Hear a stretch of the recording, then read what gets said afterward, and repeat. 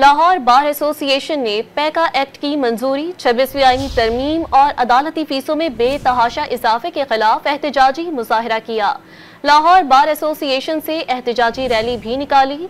Paika act और 26वीं आईनी तरमीम के खिलाफ नारेबाजी की गई।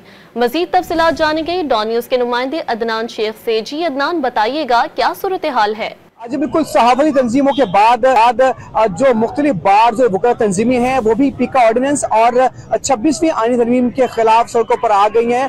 और इससे पहले लाहौर बार एसोसिएशन के अंदर एक इजलास मुनक्किद किया गया जिसमें 26वीं आईनी तरमीम, पीका एक्ट और जो अदालती जो फीस थी उसमें बेतहाशा जो इजाफा किया गया उसके खिलाफ शराब एहतजाज से वकला और जो वकला के जो अहम रहनुमा थे उनका ये कहना था कि हम किसी भी सूरत जो भी हुकूमत गैर आईनी काम करेगी हम उसके खिलाफ उठ खड़े होंगे।